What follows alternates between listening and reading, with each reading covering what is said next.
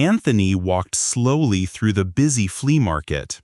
He looked at old things one by one. Then he saw it. An old rocking chair stood quietly in a dark corner. Its wood was very dark and shiny. Anthony stopped. He felt a strange pull towards the chair. He looked at its simple, traditional shape. It looked like it had many stories. Anthony bought the chair. It was heavy, but he carried it home. He walked up the stairs to his small apartment. His apartment was tidy and quiet. He opened the door and brought the chair inside. A small smile appeared on his face. He felt happy with his new old chair. It felt like a good find. He looked around his living room. He found the perfect spot for the chair. It was in a corner near the window. He carefully moved the chair into place. It fit perfectly, as if it was always meant to be there. Anthony stepped back. He looked at the chair and smiled again. He felt very satisfied with his new living room look. That evening, Anthony decided to try his new chair. He picked up a book from his small table. He sat down in the rocking chair. The wood felt smooth and cool. He rocked gently, reading his book. The chair felt very comfortable. Anthony felt relaxed and peaceful. He enjoyed the quiet evening. Later, Anthony got up from the chair. He walked to the kitchen to get a drink. As he walked back, he stopped. He saw his book on the floor. It was the book he was just reading. He remembered putting it on the table. He looked at the table, then at the book on the floor. Anthony felt confused. He thought, "Did I drop it?" The next day, Anthony sat in the chair again. He tried to forget about the book. He read for a while. After some time, he stood up. He stretched his arms. Then he saw it. A picture on the wall was crooked.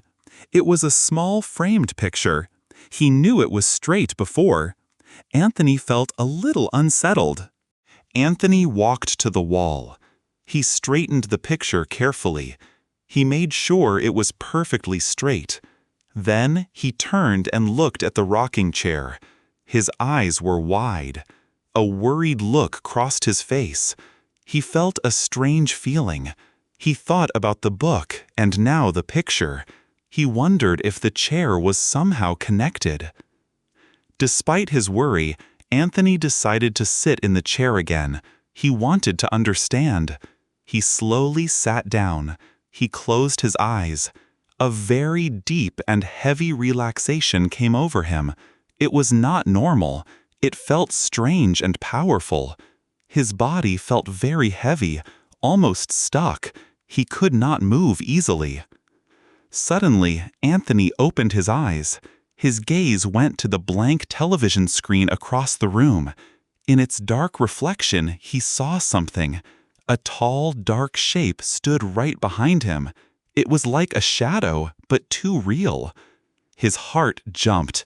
He quickly turned his head, but the shape was gone.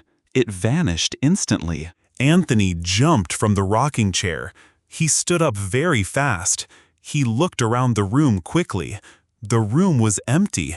There was nothing there. His heart was beating very fast in his chest. He felt cold fear. He looked at the chair, then around the room again. He was truly scared now. For 2 days, I avoided the chair. I sat on my old sofa instead. My heart felt fast, and I felt nervous all the time. I did not want to look at the dark wood chair. I did not want to sit there again. But I was very tired. I could not sleep well in my bed. The sofa was not comfortable. I looked across the room at the chair. It looked so inviting and soft, even though it was hard wood. I wanted to rest there. Finally, I walked over to the chair. I sat down slowly. The moment I sat, the air in the room became cold. The shadows around me seemed to grow longer and darker very fast. They reached out like long, thin fingers. Then I looked at the window. A pale face was looking in at me. It had very dark, empty eyes. I live on the third floor of my building. This was not possible. I screamed very loudly. I fell out of the chair and landed on the floor. My body shook with fear. I quickly looked back at the chair's backrest. The carving was not a knot anymore. It was clearly an open human eye, staring at me. I knew I had to get rid of the chair. It was not safe. I stood up and grabbed the chair. I tried to push it toward the door of my apartment. I pushed with all my strength. I was desperate to remove it. But the chair felt extremely heavy. It was like it was bolted to the floor. I pushed and pulled, but it did not move at all. I felt frantic and powerless. It was impossible to move it. My hands hurt from pushing. Then a low sound came from the chair. It was a long, slow, creaking sound. It was not the sound of old wood. It sounded almost like a deep, quiet laugh. The sound was chilling and menacing. It filled the quiet room. Total panic took over me. I could not fight the chair. I gave up trying to move it. I ran to the door of my apartment. I ran out into the hallway as fast that I could. I left the door wide open behind me. The apartment was empty now. The rocking chair sat alone in the corner. It rocked slowly, back and forth by itself. The carved eye on its backrest was wide open. It seemed to watch the empty room. It had won.